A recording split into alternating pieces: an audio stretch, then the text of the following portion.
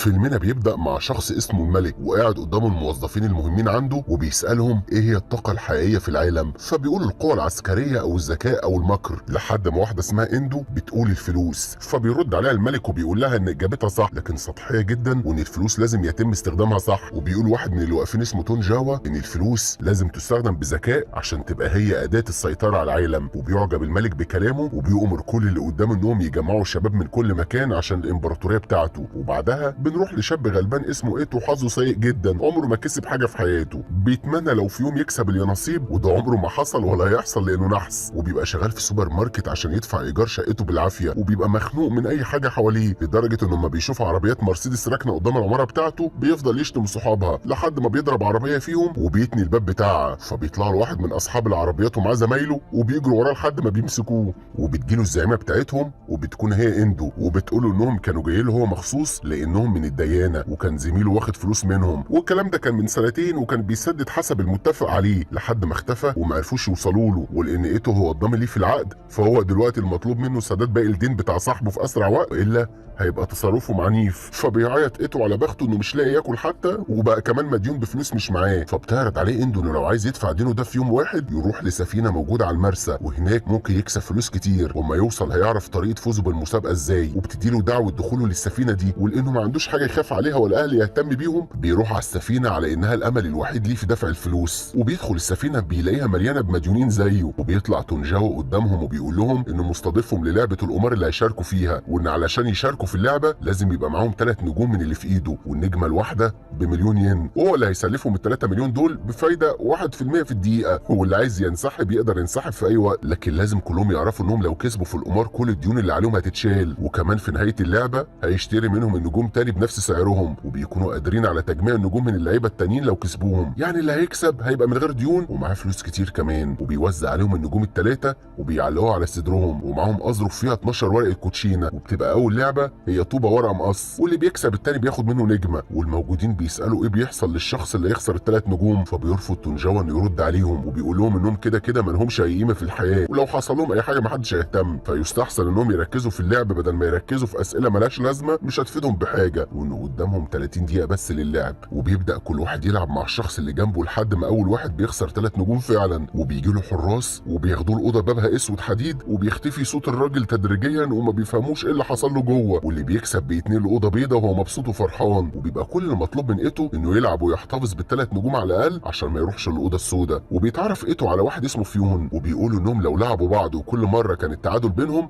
ورقهم هيخلص وهيفضل معاهم 3 نجوم زي ما هم وهيدخلوا الاوضه البيضاء. وبيوافق ايتو على كلامه وبيثق فيه وبيبداوا يلعبوا بعض وبيفضلوا يلعبوا تعادل عشان ورقهم يخلص لحد ما بيظهر فيون على حقيقته وبيلعب ورقه بيكسب بيها نجمه من ايتو، وبيتاسف له انه غلط في اختيار الورقه وان اللعبه الجايه هيسيبه يكسب، ومن غباء ايتو بيثق فيه لتاني مره وبيلعبوا لعبتهم اللي قبل الاخيره وبيبقى فيون ضحك عليه المره الثانيه، وبيكون كل واحد معاه ورقه واحده وفيون معاه 5 نجوم وايتو معاه نجمه واحده بس. وبيفهم ايتو اخيرا انه اتضحك عليه وبيتخانق مع فيون وبيضربه، وبيكون السبب ان ورقه ايتو بتقع على الارض وبيقع عليها دم، وبياخد فيون باله ان ورقه ايتو الاخيره هي مقص ومتعلمه بالدم، وبيجوا الحراس كلهم عشان يفصلوا بينهم وبيتجمع كل اللعيبه حواليهم وبيبقوا قريبين جدا من بعض وكل واحد بيتجسس على اللي جنبه. فعلشان يبان فيون قدام كل الموجودين انه نزيه وشريف بيقول لهم انهم يجمعوا ورقهم ويلخبطوه وبعدها كل واحد ياخد نفس عدد الورق اللي كان معاه لكن باشكال مختلفه، وساعتها اللعبه ترجع شريفه من تاني. وبيلاقي ايتو واحد غلبان معاه نجمتين بس فكر انه يرمي الورق بتاعه في الحمام لكنه اتمسك من الحراس ورجعوه القاعه من تاني، فبيروح له وبيقولوا انه قادر يساعده وبياخد ورقته الاخيره وورق الراجل وبيديهم لفيون عشان يلخبط ورقه مع باقي الورق وياخد ورق جديد، وبيبقى فيون عايز ينصب على ايتو تاني وبيديله نفس ورقته تاني لانه معلمها بالدم اللي عليها، وبالتالي فهو عارف انها مقص، وبيعلم ورقته هو كمان لانه عايز يلعب بيها ضد ايتو تاني وتبقى صخره والصخره تهزم المقص. وبيتفق ايتو مع فيون انه لو كسب هياخد 3 نجوم ولو خسر هيديله نجوم هو والراجل الغلبان كمان، وبيبداوا اللعبه. وبينزل فيون ورقه الحجر لانه فاكر ان ايتو ورقته مقص وبالتالي هو هيكسب، لكن ايتو بيفضل يضحك وبيقول له ان كارته مش مقص انما ورقه والورقه تهزم الصخره، وبكده بيكون فيون خسر. وبيقول له ايتو انه شخص غبي عشان فاكر انه هيضحك عليه تاني وانه عارف ان كارته القديم كان متعلم بالدم عشان كده بدله مع كارت جديد وقدر انه يغريه عشان يلعبه لانه فاكر انه هيخدعه ويكسبه، وبيخلص في يوم كل كروته وبيبقى معاه نجمتين بس، بعد ما بيتاخد منه 3 نجوم وبيطرد بره القاعه وبيدخل الاوضه السوداء، وبيبقى فاضل على الوقت 33 ثانيه ولازم هما الاثنين يخلصوا ورقهم بسرعه. وبعد ما بيفوز ايتو وزميله وبيبقوا فاكرين انهم هيدخلوا الاوضه البيضاء، صاحب ايتو اللي بيناديله بأوسا بيكتشف ان معاه ورقه اخيره كان ناسيها في جيبه، وبكده يبقى خسر. وبيقرر ايتو انه زي ما كان هيشاركوا الفوز هيشاركوا الخساره، وبيدخلوا هما الاثنين الاوضه السوداء وبيتحط لهم جهاز تتبع على كتفهم وعلى وشهم، وبيترحلوا على موقع بنا وبيتعاملوا كانهم عبيد وممنوعين من الخروج من المكان او حتى الهروب منه. وبيفضل ايتو واوسا هما الاثنين في الموقع مده طويله وكانهم في سجن. وبيبقى ايتو بيقبض عمله غريبه اول مره يشوفها، والعمله دي متاح ليه انه يشتري بيها من العربيه اللي بتعدي عليهم في الموقع برضه، وبتعدي عليهم العربيه اللي فيها بيره واكل يقدروا يشتروه لو عايزين. وبيحاول ايتو انه يمنع نفسه من انه يشتري او يصرف فلوسه اللي معاه، لكن في الاخر ما بيقدرش وبيروح يشتري اللي عايزه من العربيه، وبيفضل قاعد في مكانه مبسوط وهو بياكل وبيشرب من الحاجات اللي اشتراها بفلوسه. وبيكمل تاني يوم شغل في موقع الحفر، وبتحصل مشكله في الموقع وبيتصاب اوسا وبيشيلوا ايتو على ظهره عشان يوديه للعياده، وبيلاقي هناك المصابين والتعبانين كتير جدا، وكل واحد فيهم عشان يتعالج لازم يدفع، وعشان يدفع لازم يشتغل، وهم اصلا جرحى مش قادرين يشتغلوا فبيفضلوا في العياده بدون علاج. وبيفهم ايتو ان الموقع والمشرف والبياع اللي على العربيه شغلتهم انهم يغروهم يصرفوا الفلوس اللي معاهم، وبالتالي يفضلوا عبيد عندهم دايما وما يقدروش يحوشوا عشان يسددوا دينهم، وان مفيش خروج من المكان ده الا عن طريق ممر اسمه ممر الشجعان محدش حاول يروحه الا وما رجعش منه. وبيرجع ايتو من تاني للسكن بتاعه وبيفضل يتخانق مع زمايله والمشرف على امل انه يفوقهم شويه من اللي بيعملوه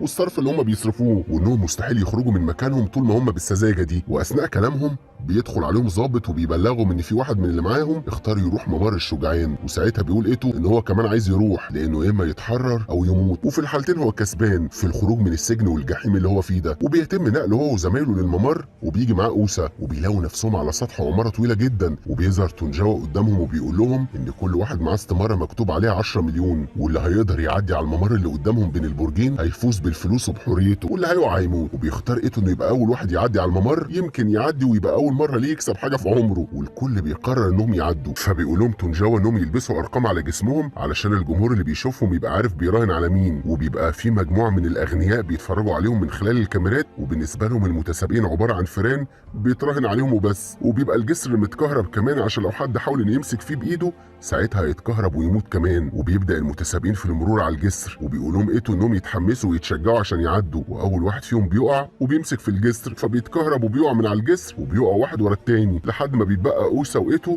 وواحد زميلهم تاني. وبيستسلم اوسا انه يعيش، فبيطلب من ايتو انه ياخد الاستماره بتاعته، واما يوصل ويستلم الفلوس يديها لبنته عشان ما تبقاش حياتها عذاب زيه، وبيديله الاستماره بتاعته بالعافيه. واما بيبص ايتو على نهايه الممر بيرجع عشان يحمس اوسا انه يكمل معاه، لكنه ما بيلاقوش موجود، وبيبقى وقع من على الجسر هو كمان. فبيقرر ايتو انه لازم يكمل الجسر لاخره، وبيحاول يمشي فيه على مهله والجو بيمطر عليه. وبيوصل ايتو والمتسابق التاني اخيرا للمبنى التاني، وبيفتح زميل ايتو الباب، وبسبب ضغط الهواء بتخرج في وشه رياح قويه وبترميه من على المبنى وبيقع وبيموت. وبيبقى ايتو قدر انه يمسك في حرف المبنى على اخر لحظه، وبيدخل الاوضه اللي قدامه وبيلاقي تونجاوا واقف قدامه وبيهنيه انه نجح، وبيبقى الملك هو كمان واقف، وبيطلب منهم ايتو فلوسه ل 12 مليون ين. فبيقول له تونجاوا انه مخصوم منه 9.5 مليون، وال10 مليون بتوع صديقه مش هيقدر ياخدهم لان صديقه مات ومالوش فلوس. فبيتعصب ايتو عليهم وبيقول له انه مش عايز الفلوس لنفسه وعايزها لبنت اوسا اللي مات وهو شجاع. فبيعجب الملك باصراره وشرفه وبياخده معاه للجناح بتاعه. بيقولوا انه هيلعب مع تونجاوا لعبه اخيره وهي لعبه الامبراطور، لو خسر هيرجع من تاني للموقع، ولو كسب هياخد الفلوس اللي عايزها. واللعبه عباره عن 5 كروت للامبراطور و5 كروت للمسجون. ال5 كروت فيهم كارت واحد للامبراطور او المسجون، والباقي كلهم مواطنين عاديين، واما يلعبوا ضد بعض كل كارت هيتحط قدام التاني، وبيبقى المواطن بيهزم المسجون والمسجون بيهزم الامبراطور، والتعادل بيحصل لو مواطن جه قدام مواطن. واللعبه بتبقى من 3 جولات، ولما بتبدا اللعبه